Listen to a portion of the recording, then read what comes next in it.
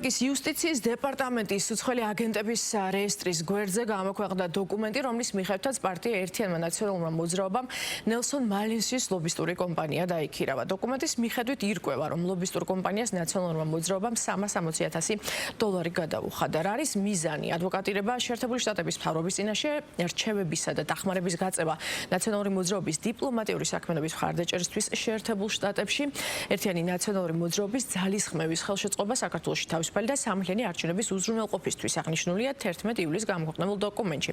ლობისტური კომპანია აქტიურად აფინანსებს ორივე პარტიის კონგრესის და საპრეზიდენტო კანდიდატების პოლიტიკურ კამპანიებს, მათ შორისაა სამხრეთ კაროლინელი კონგრესმენი ჯო ვილსონი.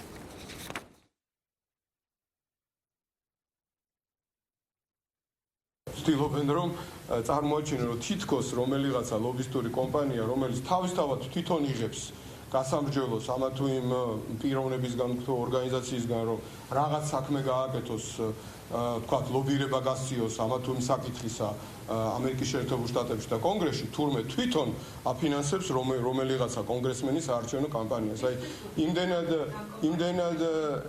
იმდენად ჩიხში არის ეს კრემლის პროპაგანდისტული ეს რაღაცა ნარატივი შესული, რომ ამგვარ ბოდვასაც არ ერიდება, თურმე ამერიკის კონგრესს აკონტროლებს ერთი ადამიანი, ჯო ვილსონი იქნება ეს თუ ნებისმიერი სხვა.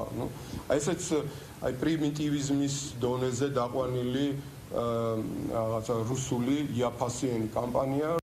ჩვენ ვამბობთ, რომ აუცილებლად დადგებოდა ის დღეს თუ ხვალ, როდესაც გაირკვეოდა, რომ სინამდვილეში ჯო ვილსონის აქტიურობის უკან იყო ფული.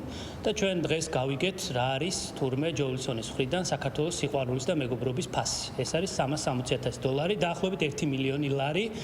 ქართულ პოლიტიკაში ჩვენ გვახსოვს, ბევრი ცდილობდა $1 მილიონი შოვნას, მილიონების შოვნას და როგორც ჩანს, ბატონ სანიკიძეს დღეს უკვე შეუერთა ბატონი ვილსონიც, რომელიც ქართული პოლიტიკიდან ცდილობს მილიონების შოვნას. ეს არის რეალურად მათი მეგობრობის, ვითომ მეგობრობის, პოლიტიკური აქტიურობის უკან სინამდვილეში დგას ფული და არა რაღაც ალტრუისტული ინტერესები, ნამდვილად საქართველოს სიყვარული.